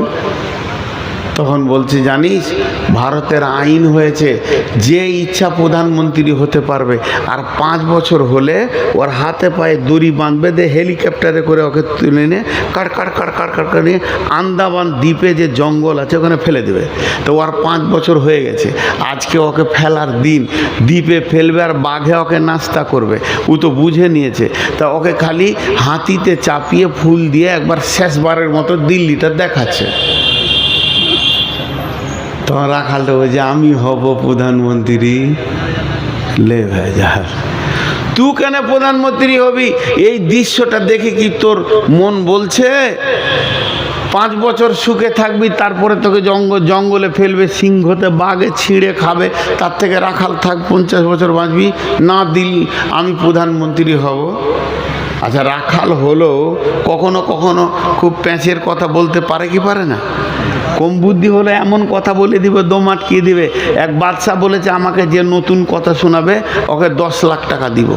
নতুন কথা, লোক আসছে, বড় বড় পণ্ডিত আসছে, বামন আসছে, মৌলবি আসছে, উল্টা পাল্টি কথা বলছে যে আমার ঘরে তালের গাছ ছিল তা আম হয়েছে। বলছে হতেই পারে, আল্লাহর কুদরত। ও স্বীকার করে নিছে, বলছে না যেটা আমি নতুন কথা শুনলাম। তা বাদশার বিবি বলছে হাজি, আপনাকে যদি কেউ নতুন কথা শুনিয়ে দেয় তো 10 লাখ টাকা দিবেন তো? ই তখন বলছে মোটা বুদ্ধি মেয়ে মানুষ, তোর মাথায় কিছু আছে? ওর যখন কথাটা বলা হবে তা আমি বলবো জানি, তা নতুন কি করে হলো, টাকা কবে লাগবে? এই রাখালটা গিয়ে বলছে স্যার আমি নতুন কথা শোনাবো। বলছে কত হাতি গেল রসাতল আর মশা বলে কত জল, তুই রাখাল কি শোনাবি শোনা। বাদশা বলবে আমি জানি। তখন বলছে যে বাদশা আপনার বাপও মরে গেছে, আমার বাপও মরে গেছে, তা আপনার বাপের কাছে আমার বাপ 12 লাখ টাকা পায়। বল জানি। জানি বলবি তো 12 দিবি, আর জানি না বলবি তো 10 দিবি। এক প্যাঁচে ও ঠান্ডা হয়ে গেছে, বলছে 10 লে রে বাপ, আর 12 লিস না, তুই আমাকে ফেরে ফেলি দিবি। তো রাখাল হলো কখনো কখনো মাথা ঠিক থাকে। ই বলছে চাচা আমি প্রধানমন্ত্রী হব, ওর নামটা দিয়ে দিলেও হয়ে গেল। লেমিনেশন করা হলো, সুন্দর করে স্ট্যাম্প পেপারে লেখা হলো 2025 সালে তোমাকে বসানো হলো। 2030 সাল যখন শেষ হয়ে যাবে, 26 সালে 1 তারিখে তোমাকে জানুয়ারিতে বসানো হলো। আর 2030 সালে 31শে ডিসেম্বর হাতি করে তোমাকে দিল্লি ঘোরানো হবে, আর আন্দামান দ্বীপে জঙ্গলে ফেলে দেয়া হবে, তাতেই কবুল। লেখা হয়ে গেল, সিংহাসনে বসে গেল, প্রধানমন্ত্রী হয়ে গেল, আর বড় বড় খায় আয়েশ করে আনন্দ করে। এরই ভিতরে প্রথম বছরে বলল যত মিলিটারি বিএসএফ সিএসএফ আর্মি যত আছো অস্ত্র শস্ত্র নিয়ে আন্দামান দ্বীপে চলে যাও, সমস্ত বাঘ মেরে দাও। বসে আছে দিল্লিতে, চিন্তা করছে আন্দামানের সমস্ত বাঘ সিংহ যা আছে মেরে দাও। তারপরে সেগুলোকে গাছ গাছড়া কেটে সুন্দর করে একটা পার্ক বানিয়ে দাও, উদ্যান বানিয়ে দাও। একটা বছর চলে গেল, দ্বিতীয় বছরে কত ভালো ভালো কলেজ আর হসপিটাল, রেল, প্লেনকে ওখানে পৌঁছে দিল। তৃতীয় বছরে ওখানে বড় বড় দোকানদানি, ব্যবসা বাণিজ্য, বড় বড় ফ্যামিলি গ্রাম তৈরি করলো। এই করতে করতে 5 বছরে ভারতবর্ষের রোড ভেঙে কোন দিকে চলে গেছে, এদিকে ওর চিন্তা নাই, ভারতকে সাজাতে হবে চিন্তা নাই, আন্দামান দ্বীপপুঞ্জকে সাজাচ্ছে। আপনাদের কাছে আমার প্রশ্ন, যেদিন 31শে ডিসেম্বর নম্বর হবে, একে যখন হাতিতে চাপাবে তো আগের রাজার মতো কাঁদবে না হাসবি। ই জানে আমার ওখানটা বাগান হয়ে গেছে, ভালো ভালো ফ্যামিলি চলে গেছে, তোরা খালি আমাকে পৌঁছিয়ে দে, আমি এদেশেও বাদশা ছিলাম, ও দেশেও হব। তাই আমার আল্লাহ বলেন, পৃথিবী একটা রাজ্য, 5 বছরের জন্য তোমাকে পাঠানো হয়েছে, মত তোমাকে পৌঁছিয়ে দেবে আর একটা দেশে। এখান থেকে যদি ওখানে মাল পাঠিয়ে থাকো তাহলে যাওয়ার দিন তুমি হাসবে, আর যদি মাল পাঠিয়ে না থাকো তো যাওয়ার দিন কাঁদবে। তাই আমার আল্লাহ বলেন, ওলা ইয়াতামান্নাউনাহু আবাদা, ওরা কোনোদিন মতকে চাইবে না। কেন চাইবে না? বিমা কদ্দামাত আইদিহিম, ওদের হাতের আমল ভালো নাই, কিছু পৌঁছাতে পারেনি। আল্লাহু আলিমুম বিজ্জালিমিন, আল্লাহ জালেমদেরকে ভালো করে চিনেন। আমার আল্লাহ বলছেন, নবী হে আর একবার বলে দাও, কুল ইন্নাল মাউতাল্লাযী তাফিরুনা মিনহু ফাইন্নাহু মুলাকিকুম সুম্মা তুরাদ্দুনা ইলা আলিমিল গায়বি ওয়াশ শাহাদাতি ফায়ুনাব্বিউকুম বিমা কুনতুম তা'মালুন। হে বিশ্ববাসীরে, তোমরা যদি থেকে ধরে পালাও, যেখানেই যাবে না যাও না কেন, মত তোমাকে খুঁজে বের করে নেবে। মত থেকে তুমি পালাবার কোনো রাস্তা পাবে না।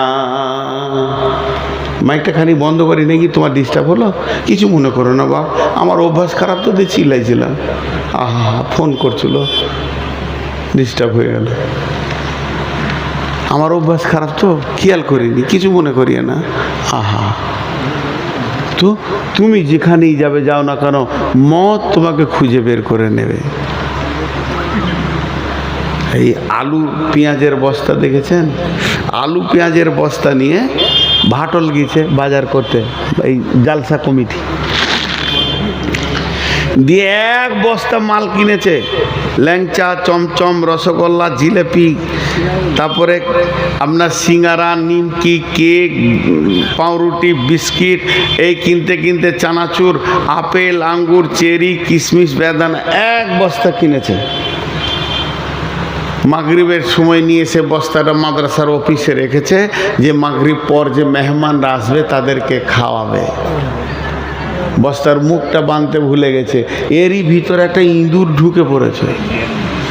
মাগরিবের নামাজ পড়ে এসে হেড মৌলানা বলছে, বস্তার মুখটা কেন খোলা রে? ইঁদুর যে ঢুকে যাবে, মুখটা বেঁধে দিয়েছে, কিন্তু মাল তার আগে ঢুকে গিয়েছে। ইঁদুরটা ঢুকে বলছে, সুবহানাল্লাহ, জালসার দিন এত সম্মান আমার, এত নাস্তা, কোনটা খাবো রে? কোনটা দিয়ে শুরু করি? মনে হয় খেজুর দিয়ে শুরু করি, না কালাটা খাই, পাকা আছে। এরই মধ্যে একটা শিক্ষক বলছে, বস্তার ভিতরে খুড়খুড় করে শব্দ উঠছে, যে এত মাল, ঘুরে ঘুরে খালি দেখছে এত মাল, আনন্দ। দিয়ে একটা ছড়ি ছিল, লাঠি, বস্তার গায়ে এরকম মেরেছে ফটাম করে। ধ্যান দিয়ে শুনবেন, ও তখন চুমকে উঠেছে ইঁদুরটা ভিতরে, যা তাহলে তো আমি ধরা খেয়ে গেছি।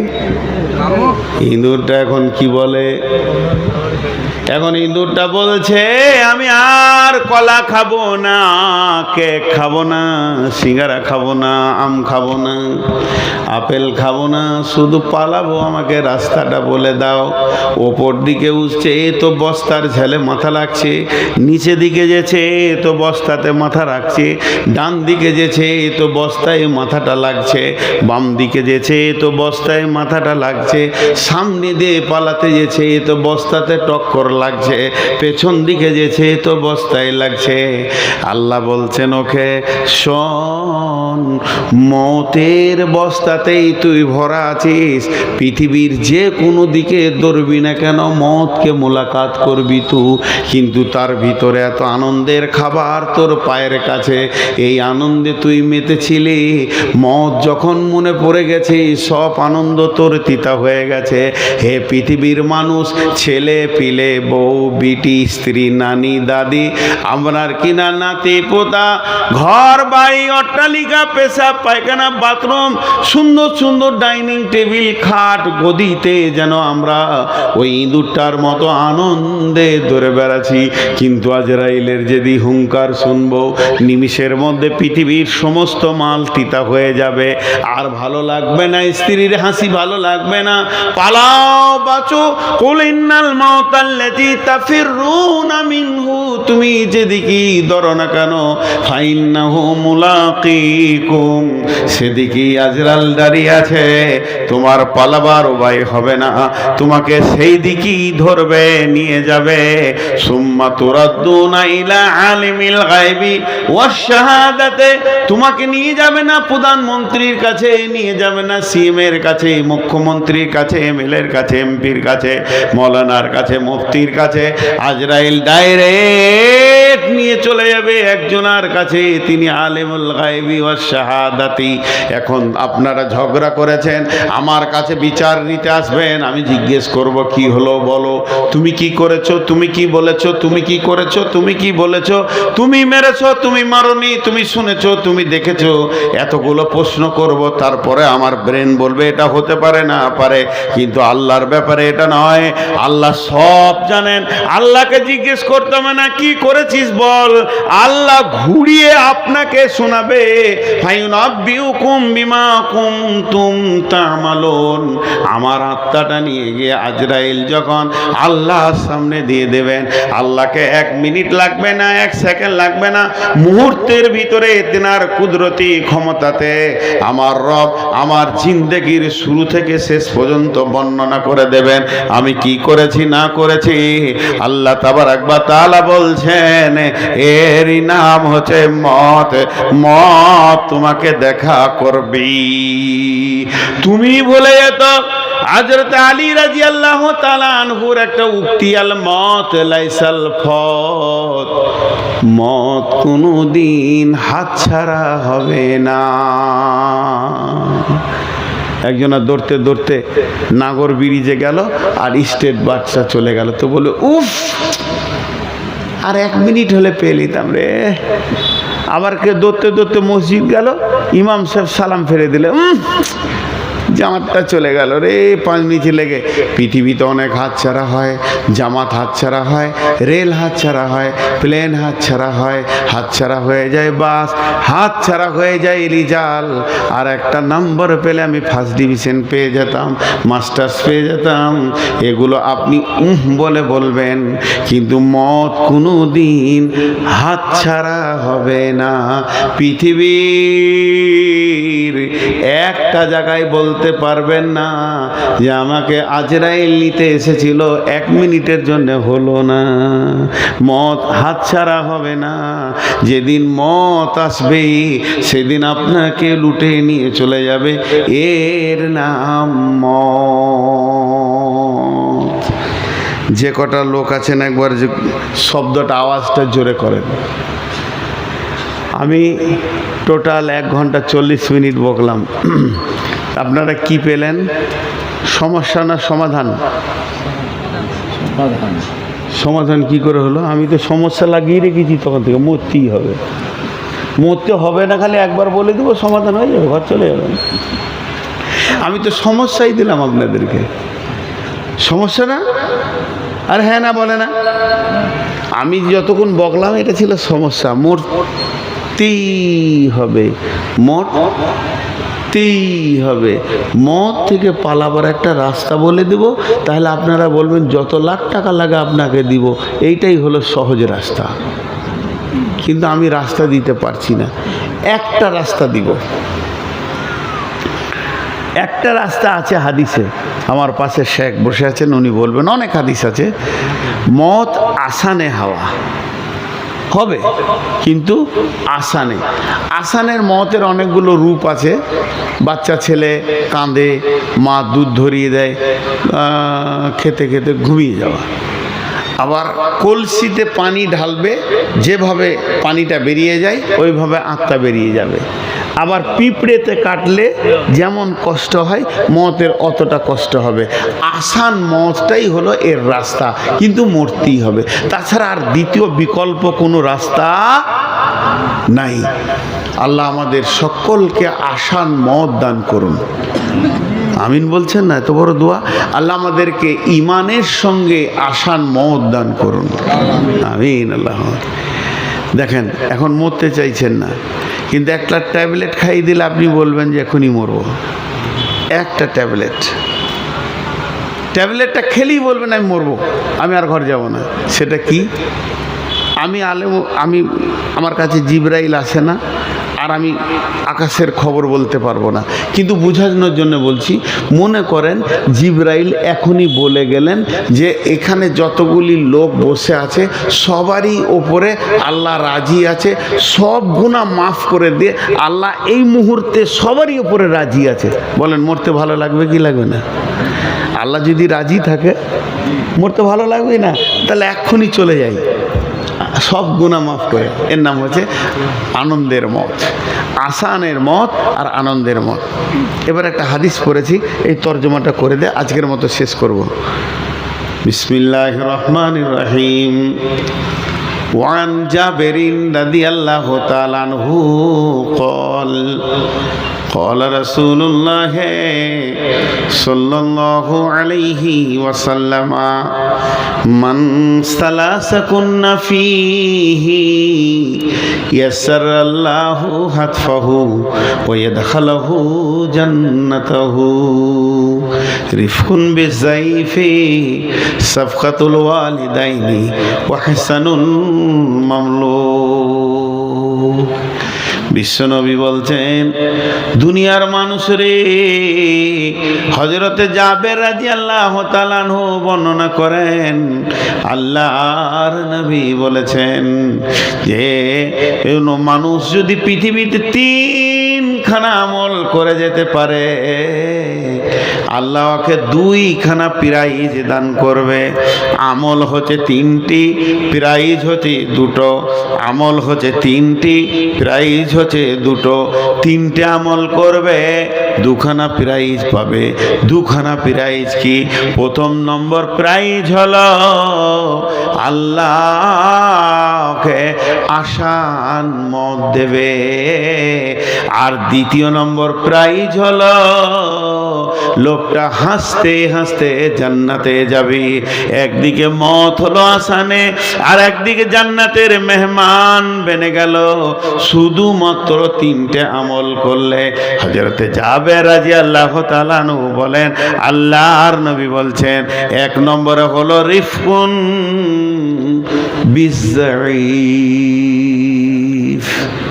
কমজোরকে যে সাহায্য করবে। দুর্বল লোক বোঝাটা তুলতে পারলেন না, আপনি তুলে দিলেন। দুর্বল লোক, অন্ধ লোক রাস্তাটা পার হতে পারছে না, হাইরোডটা, এসেন পার করে দিই, পার করে দিলেন। আপনার প্রতিবেশী অভাবে মরছে, রাতে গোপনে 5 কেজি চাল দিলেন। অসুস্থ ব্যক্তি আপনার পাড়াতে আছে, তাকে 20-50 টাকা সাহায্য করলেন। যে কোনো হালে কমজোর ব্যক্তিকে সাহায্য করা। একজনের টাকা পয়সা সব কিছু আছে, মাথার বুদ্ধিটা কম, ঘরটা এইদিকে দিকে করছে। ওকে যে বললো, ভাই রে এইদিকে কর, ওইদিকে জায়গাটা বাড়বে বেশি, তোর কাজে লাগবে বেশি, এটাও একটা সাহায্য। জি, আমি বাংলাদেশে নীলভামারি এলাকায় একটা জালসাই যাচ্ছিলাম, তা একটা লোহার ব্রিজ আছে, অনেক বড় লম্বা ব্রিজ, তেস্তা তোস্তা নদীতে। তা ওই ব্রিজটা এত সরু যে দুটো গাড়ি চাপবে না। তো এই দিক থেকে আমার গাড়িটা যখন চেপেছে, ওই দিক থেকে একটা ভ্যানওয়ালা, যে কবস্তা ওর চাউল ছিল আমার মনে নাই, ধান ছিল না চাল ছিল, পা ভ্যান, তাও মেশিন ভ্যান নয়, কোনো রকম। ব্রিজে উঠতে গেলে এরকম ঢাল আছে, এরকম ঢাল আছে, সেই ঢালেও কোনো রকম উঠে এই ব্রিজে উঠেছে। এই দিক থেকে আমার গাড়িটা হু হু হু করে এগিয়ে চলে গেল, ওর কাছে ড্রাইভার এগিয়ে নিয়ে চলে গেল। এবার ও দুটো গাড়ি পাস হবে না, ও ভ্যানটাকে আস্তে আস্তে আবার পিছাচ্ছে। ওর মনের নিয়ত, এতটা ঢাল আমি তুলেছি, আবার যদি নিচে যাই তো বিপদে পড়বো। পিছাতে গিয়ে ওর বাম চাকাটা মাটি থেকে নেমে গেল, আটকে গেল, এমন আটকে গেল তোলার ক্ষমতা নেই। আমার গাড়িটা পেরিয়ে গেল। আমি ড্রাইভারকে বলছি, দাঁড়া, ওরা তো আমাকে আন্তর্জাতিক বক্তা মনে করে, ভিআইপি মনে করে, সাথে দুটো লোক থাকে, ড্রাইভার থাকে। বাংলাদেশে আমি একা ঘুরি না। তো বললো দাঁড়া, আমি বল দাঁড়াতে বললাম, ড্রাইভার দাঁড়িয়ে গেল। ড্রাইভার ভাবছে হয়তো আমাকে মামা বলে, মামা আপনার কোনো অসুবিধা হবে না? অসুবিধা নাই, তোকে দাঁড়াতে বলছি, তুই দাঁড়া। আমি নেমে ওই ভ্যানটার পেছনে এরকম চাপ দিতে গেলাম। তখন মাস্টার ভাই ছিল গাড়িতে, উনি একজন মাস্টার মানুষ, উনি নেমে গিয়ে চাপ দিল। চাপ দিয়ে ওকে বললাম, ভাই হ্যান্ডেলটা আপনি ধরেন, আমি তুলে দিচ্ছি। গায়ে তো ক্ষমতা আছে, আজ থেকে 4-5 বছর আগে আরও ক্ষমতা ছিল। এমনি করে চাপ মেরে ভ্যানটা তুলে দিলাম। বললাম, ভাই আর কোনো কষ্ট? বলে না। চলে গেল। মাস্টার ভাই বলছে, আপনি একটা আন্তর্জাতিক মানের মানুষ, হঠাৎ করে এই কাজটা করলেন কেমন করে? আমি বললাম, বিশ্বনবী বলেছেন কমজোরকে যদি সাহায্য করা হয় মওতটা আসানা হবে, জান্নাতের দরজা আমার জন্য অপেক্ষা করবে। তা আমি কি তার থেকে পারে নাকি? বন্ধুরা আমার, তাহলে জেনে নেন বিশ্বনবী বলছেন, যেখানেই তুমি কমজোর ব্যক্তিকে দেখবে তাকে তুমি সাহায্য করবে, আর তাহলে তোমার মওত আসানা হবে, হাসতে হাসতে জান্নাতে যাবে। এটা হলো 1 নম্বর আমল। 2 নম্বর আমল সাফকাতুল ওয়ালিদাইনি, ইহসানুল ওয়ালিদাইনি বলে নাই, অবিল ওয়ালিদাইনি ইহসানা বলে নাই। আল্লাহ নবী বলছেন সাফকাতুল ওয়ালিদাইনি, তোমার ব্যবহার, তোমার আচার আচরণ, চলাফেরা, ভাষা তোমার মা বাপের সঙ্গে এমনটা হবে যে তোমার মা বাপের হৃদয়টা ঠান্ডা হয়ে থাকবে। আমি এখন স্টেজে নামবো, কিছু মহব্বতের মানুষ এসে বলবে আসসালামু আলাইকুম, দোয়া করেন, আসসালামু আলাইকুম দোয়া করেন। দোয়া চাওয়া যায়। একটা মুমিনের কাছ থেকে দোয়া চাবেন না তো কি চাবেন? আস্তাগফিরুল্লাহ। কিন্তু দোয়া চানোর অনেক ভঙ্গি আছে। একটা হলো মুখ দিয়ে চাওয়া, মাওলানা দোয়া করবেন, মাওলানা দোয়া করবেন। আর একটা হলো কাজ দিয়ে চাওয়া। ভাই আমার, টাঙ্গাইলে আমি একটা জালসায় গেছি, আমার জুতো দুটো নামতে ছিল। যখন জালসাটা শেষ হলো, আমি গাড়িতে চাপতে যাব, জানি না ছেলেটা কোথা বাড়ি, কোন মাদ্রাসায় পড়ে, কিছুই আমি বুঝি না। হঠাৎ করে দেখছি একটা ছেলে দৌড়ে এসে আমার জুতো দুটো এমনি করে ঝেড়ে সুন্দর করে আমার পায়ের কাছে দিয়ে দিল। ও আমাকে বলেনি দোয়া করবেন, ওর জন্য আমি 10-15 মিনিট ধরে গাড়িতে বসে বসে বলছিলাম, আল্লাহ কোন মায়ের ছেলে, কোন বাপের ছেলে, ওকে আল্লাহ তুমি ইজ্জতে ভরপুর করে দাও। আমি বেঈমান হতে পারি, আমি মুনাফিক হতে পারি, কিন্তু আমি মুসাফির হিসেবে যে দোয়াটা দিব কবুল হবে। একটা কুকুরের কাছ থেকেও দোয়া নেওয়া যায়, কুকুরের কাছ থেকেও বদদোয়া হয়। কুকুরের কারণে বেশ্যা মেয়ে জান্নাতে গেল, বিড়ালের কারণে ইমানদার মেয়ে জাহান্নামে গেল। একটা মাতালও আপনাকে দোয়া দিলে দোয়া কবুল হবে। দোয়া কবুল হওয়ার জন্য আপনাকে আল্লাহর ওলি হতে হবে না। অতএব বন্ধুরে, আমি ওই ছেলেটার জন্য অনেক দোয়া করলাম, ও আমার কাছে দোয়া চাইনি, ব্যবহার এমন করলো, দোয়া অটোমেটিক বের হতে রয়েছে। আল্লাহ তুমি ওকে সারা পৃথিবীতে সম্মান করে দিও, আখেরাতে সম্মানই করিও। আমাকে যেমন ইজ্জত দিয়েছে তুমি ওর ইজ্জতের ভরপুর লাগিয়ে দিও, সারা বিশ্ব জুড়ে মানুষ যেন ওকে ইজ্জত দেয়। এই দোয়া করলাম। তেমনি মা বাপের কাছে দোয়া তো চাওয়া যায়, মা দোয়া করবেন। আমি এখন রায়গঞ্জ যাচ্ছি কাজে, কলকাতা যাচ্ছি, দোয়া করবেন মা, আর দোয়া করবেন আব্বা, দোয়া করবেন বলা যায়। কিন্তু হাত পা দিয়ে এমন ব্যবহার হবে, মা বাপের কলিজা ঠান্ডা থাকবে, অটোমেটিক দোয়া বের হবে। আমার নবী বলছেন সাফকাতুল ওয়ালিদাইনি, যদি কেউ মা বাপের সঙ্গে এই ব্যবহার করে তার মত আসানে হবে, তার মত কষ্টতে হবে না, এবং সে হাসতে হাসতে জান্নাতে চলে যাবে। একটা সাহাবী, নামটা আমি ভুলে গেলাম এক্ষুনি, ওই সাহাবীটার মতে কষ্ট হচ্ছে, অনেক কষ্ট, মত হয় না। বিশ্ব নবী বলেন ওর মায়ের কাছে যাও, নিশ্চয় মা নারাজ আছে। মায়ের কাছে গিয়ে বলা হলো, তোমার ছেলে যা কামদিনি চলছে, তার তো মত হচ্ছে না, তুমি ছেলেকে মাফ করে দাও। বলছি না, আমি ওকে মাফ করবো না। প্রকাশ হয়ে গেল, মার উপরে নারাজ আছে। আল্লাহর নবী বললেন এর জন্য কাঠ জোগাড় করো, আগুন লাগাও, কাঠে তুলে ফেলে দিব, পুড়িয়ে দেব। মা নারাজ আছে, এর জিন্দেগির মূল্য নাই। যখনই কাঠ জোগাড়ের কথা বললো, মায়ের কলিজাটা নড়ে উঠলো। মা বললো ইয়া রাসূলুল্লাহ, আমি আমার ছেলেকে মাফ করে দিলাম, ক্ষমা করে দিলাম। সঙ্গে সঙ্গে মত হয়ে গেল, পৃথিবী থেকে চলে গেল। তো মা বাপ এমন একটা জিনিস, মা বাপকে কথা দিয়ে কষ্ট তো দূরের কথা, নিজের অঙ্গ ভঙ্গি আর দেহ দিয়ে কলিজাটা ঠান্ডা রাখতে হবে।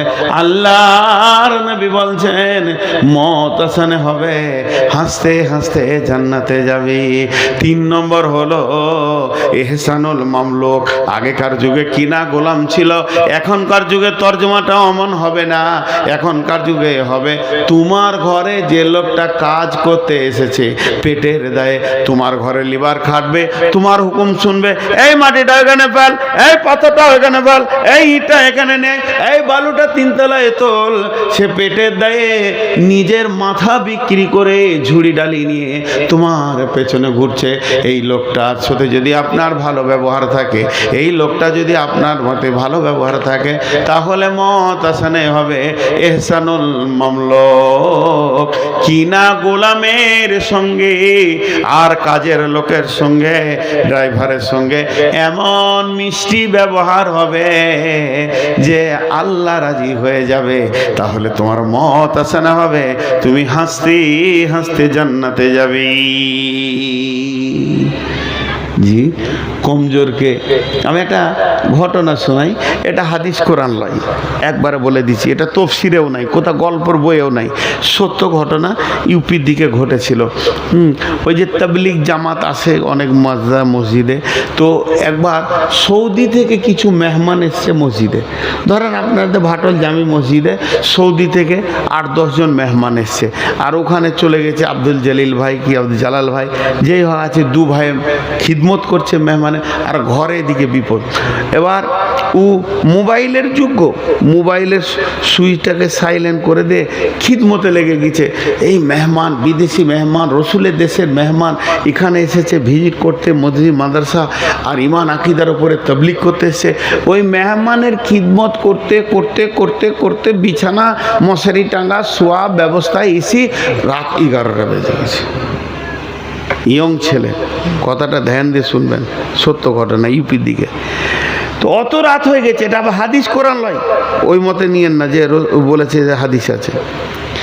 রাতে যখন ঘর যাচ্ছে 11:30টায়, তোর স্ত্রী কাঁদছে ছেলে কোলে করে, কারণ মাগরিবের পর থেকে ছেলেটার পায়খানা আর বমি, 1-1.5 বছরে 2 বছরের ছেলে, পায়খানা বমি করতে করতে ছেলেটা আবার মতের দরজাতে পৌঁছে গেছে। এইখানটা খালি দেখা যেছে ধিক ধিক ধিক ধিক ধিক ধিক, উঠেন না বাবজি, আর টাইম নাই, শেষ করছি, ধিক ধিক করছে খালি এইখানটা। মনে হচ্ছে বেঁচে আছে, চোখটা কেমনি করে দেখছে তো ঘোর। স্ত্রী কাঁদছে, স্বামীকে কি বলবে? 30 থেকে 40টা ফোন করেছে, সাইলেন্ট। এবারে পায়নি, ছেলেটাকে দেখে ওর মন খারাপ, সোজা চলে গেল ডাক্তারখানা। কোথা? কাছাকাছি কোনো ডাক্তার নাই, 3 কিলোমিটার যেতে হবে। আর এই রাতে কে থাকবে? ডাক্তারের দরজা বন্ধ। সেই ডাক্তার 10 কিলোমিটার থেকে গাড়ি করে এসে যায়, চিকিৎসা করে। নাই, ডাক্তারের দরজা বন্ধ।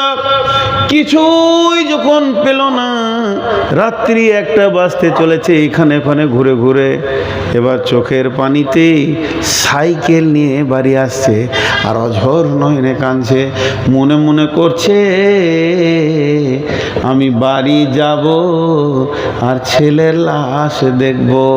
কালকে আমাকে সকালে উঠে আমার সোনার ময়নাটাকে দাফন করে আল্লাহকে দিতে হবে। আসছে রাস্তায় আস্তে আস্তে একটা গ্রামের ভিতর দিয়ে হাঁটছে, ঢালাই রাস্তা, দেখছে একটা ড্রেন, ওখানে একটা কুকুর খালি এমনি দূরে বেড়াচ্ছে। কুত্তা দৌড়ছে। কুত্তাটা কেন এমন করছে? ওর একটা বাচ্চা, শীতে এদের বাচ্চা হয় এইটুকু, 2 দিন 5 দিনের বাচ্চা, ওই ড্রেনের পানিতে পড়ে গেছে। আর একদিকে পানি, আর পচা পানি, আর শীত।